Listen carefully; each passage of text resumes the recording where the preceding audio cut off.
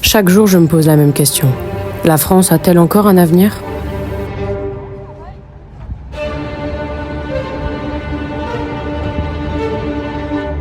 Romuald, est-ce que vous faites partie de ces 72% de Français pessimistes pour l'avenir de notre pays ? Je dirais oui, malheureusement. Anxiété, deux jeunes femmes qui souffrent, qui ont beaucoup de difficultés à se projeter dans l'avenir. Autour de moi, j'entends parler de crise identitaire, crise politique, crise écologique.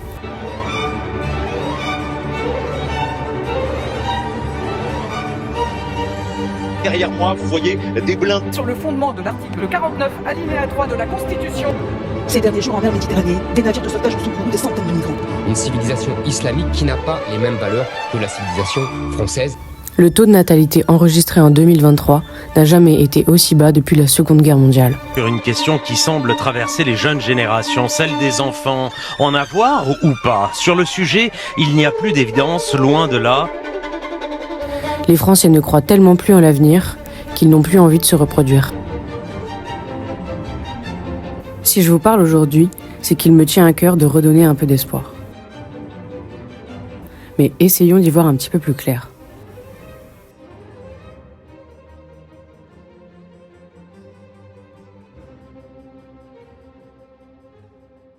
La situation politique actuelle nous laisse peu de perspectives pour l'avenir. Le constat est criant.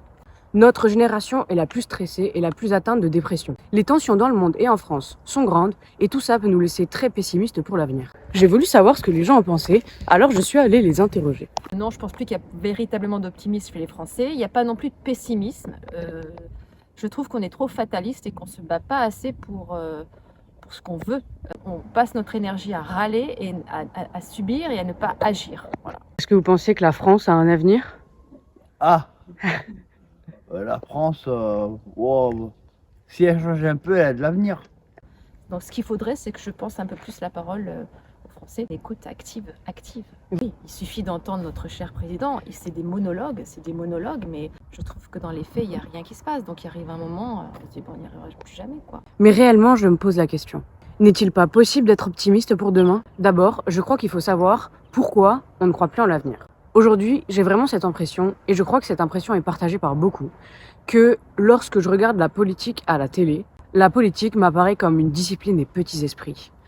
Lors d'un débat, on a l'impression d'assister à un combat. Jamais un face-à-face présidentiel dans l'histoire de la Ve République n'aura été aussi tendu. Un match de boxe, pour reprendre les termes de la presse italienne, un show à l'américaine agressif selon le New York Times. Le débat d'hier soir entre Emmanuel Macron et Marine Le Pen a surpris par sa virulence, et ce, dès les premières minutes.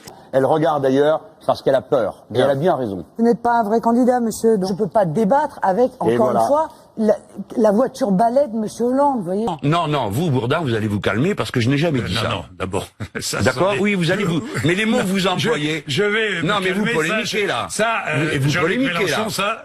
Lorsque nos représentants s'adressent à nous, la majorité d'entre eux manquent de clarté et manquent de sincérité. Je n'ai pas, monsieur le député, je n'ai jamais eu de compte à l'étranger, ni maintenant, ni avant. Et dans la majeure partie des débats, les idéologies des partis prenants sont tellement antagonistes qu'il est très difficile de réfléchir réellement à un sujet ensemble. Des fois, j'ai l'impression que c'est tellement antagoniste que le débat est vide et qu'il n'y a pas de réelle réflexion profonde. Et par réflexion profonde, j'entends quête de vérité. Effectivement, je crois que s'enfermer dans une idéologie qui est trop loin du réel ne nous permet pas de nous tourner vers l'avenir. Pour éclairer mon idée, je vais vous parler un petit peu de Nietzsche.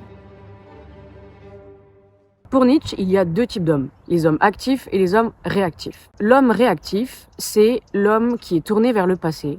C'est un être du ressentiment qui n'arrive pas à se tourner vers l'avenir car il est trop attaché à un idéal en dehors de la réalité et en dehors de la vie. Sa mémoire n'a pas la capacité d'oublier le passé et alors il reste enfermé dans ce passé qu'il rumine et dont il n'arrive pas à se détacher pour se tourner vers demain. Il y a une particularité qui m'intéresse chez cet homme que décrit Nietzsche et qui m'a poussé à vous en parler aujourd'hui et à l'appliquer à ma théorie politique.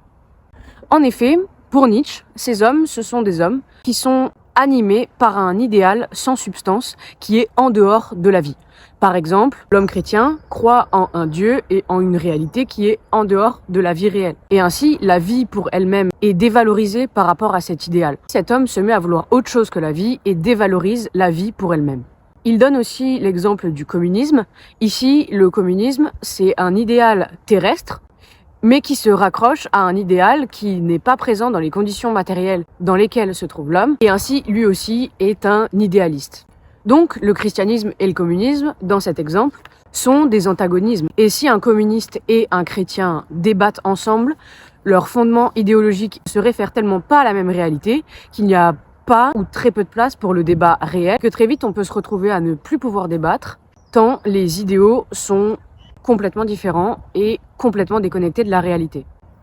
À l'inverse, pour Nietzsche, l'homme actif, c'est celui qui est tourné vers l'avenir et qui a la bonne mémoire. La bonne mémoire, c'est la capacité à oublier son passé afin de ne pas être coincé dedans et d'apprendre de son passé et utiliser cet apprentissage pour se tourner vers l'avenir. C'est un homme qui accepte la vie telle qu'elle est et ne s'enferme pas des idéologies et des idéaux qui sont déconnectés de la vie.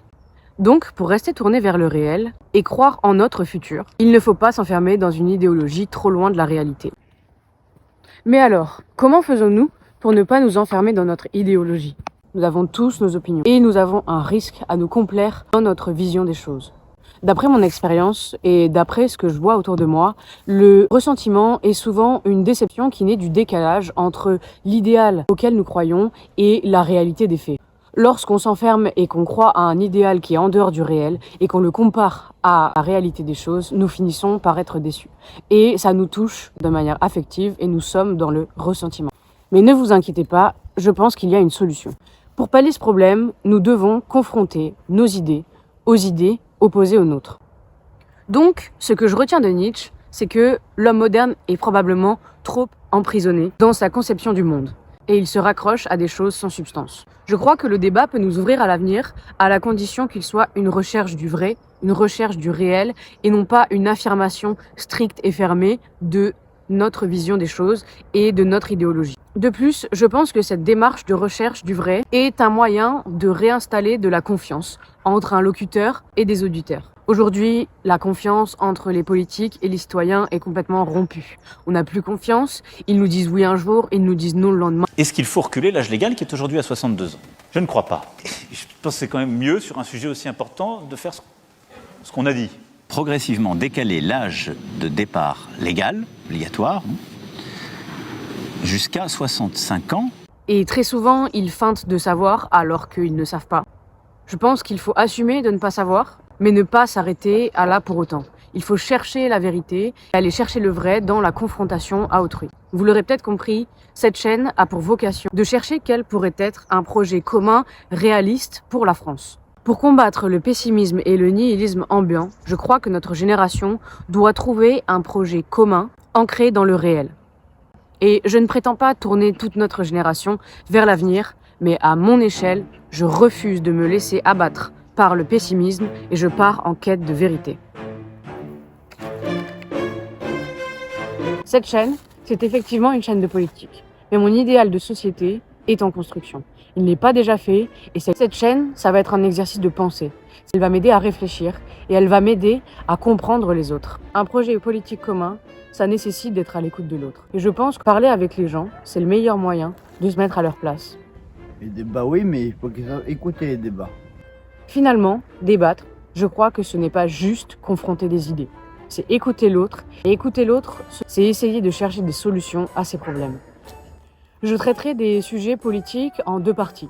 Dans une première partie, j'exposerai de manière la plus objective possible un problème et ses enjeux. Ça peut être des problèmes de société ou des problèmes économiques, par exemple. Et dans un deuxième temps, je débattrai avec quelqu'un qui n'est pas d'accord avec moi pour essayer de comprendre et de réfléchir ensemble à des solutions possibles.